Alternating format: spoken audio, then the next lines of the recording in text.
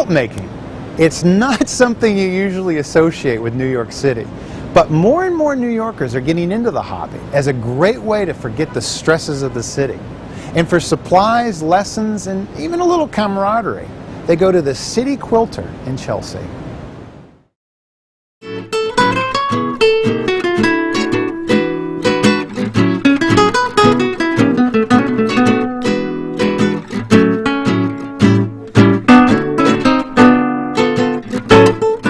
When you think of Chelsea in New York City, one thinks art, fashion, and quilting?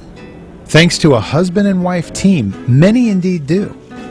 Kathy Izzo and Dale Rail's shop, the City Quilter, brings small-town America to an otherwise urban setting. But don't be fooled. Quilting isn't just Granny's hobby anymore. You know, when we say we own a quilt shop in New York, people look at you a little funny and go, you know, and we say, but really there's incredible things being done. Our customers reflect people in New York City. We have investment bankers, lawyers, accountants, people who perform on Broadway. They opened the City Quilter after growing tired of their day jobs. I, for years, was a television producer, and I spent all my time, you know, either I was at a computer or whatever. There was nothing tangible at the end of the day. There was nothing you could put your hands on. I wanted to be able to feel something I'd made. I want to be able to work with my hands, and the result is a beautiful product. Since 1997, the shop has been internationally known for all things quilting, including supplies, tools, and even quilting classes of every skill level.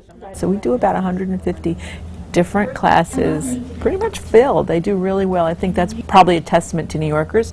They like to learn things. But what makes this place particularly special is their incredible supply of fabric bolts. So Kathy, I was amazed when I came in here how many bolts of fabric you have here. But also, these aren't like your little old lady fabrics. Well, maybe some of them are. Well, we do have a lot of pet lovers. But there are, you know, like they're very modern, abstract. This is a gorgeous print by a really well-known quilt designer named Laurel Birch. Does phenomenal stuff. Gray is really popular this year, gray and taupe.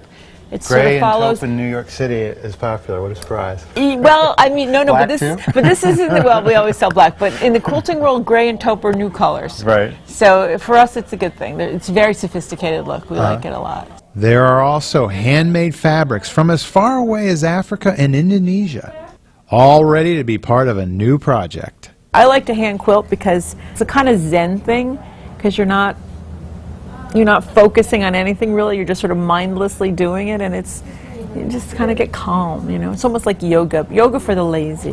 There's just a million things you can do if you let your creativity go. It's just a really wonderful way to be really in the present with something, and then you have a beautiful, you know, object at the end. And with this kind of eclectic selection, the shop attracts non-quilting shoppers too. You know, there's a whole generation or two that got skipped with home ec and the domestic art, and I think those are the people that are now coming and thinking, yeah, I mean, it's good to know how to mend something, but it's also a lot of fun. Quilting as a technique has been around really since Egyptian times. In like feudal Japan, they used it as armor. But I think more people think about quilting as practiced in this country with the pioneers, where everything was precious. So whatever scrap of fabric you could salvage from an older shirt or an older blanket or whatever got reused. It was a necessity made into an art. They turned it into much, much more. They made absolutely stunning things. And like any art form, quilting continues to change and evolve. Many are unaware of just how intricate and abstract some quilts are in design. It's also one of the reasons Kathy and Dale also opened an art gallery solely devoted to quilting. These wondrous creations can go for many thousands of dollars. One recent exhibit involved Japanese artist Noriko Endo. She uses thousands of confetti-sized pieces of fabric to recreate landscapes, much like an impressionistic painter uses strokes of paint. We're trying to raise the profile of the art form. I mean, weirdly enough, we're taking some kind of leadership position. There's like, I don't know, 400 galleries in New York City, and none are focused exclusively on quilts, which we are. So anyway, it's an experiment, but so far so good.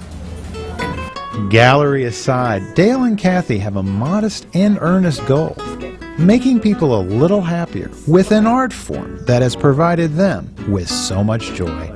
I think it can be a very gray city, especially in the winter. And you walk into our store and it's this burst of Technicolor. It's just color. And it kind of picks you up. I mean, we call it color therapy.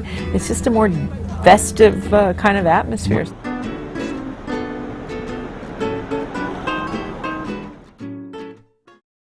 Now, if you'd like to take a class at City Quilter, check out their website. There's always something going on year-round. And don't forget to check out for upcoming exhibits.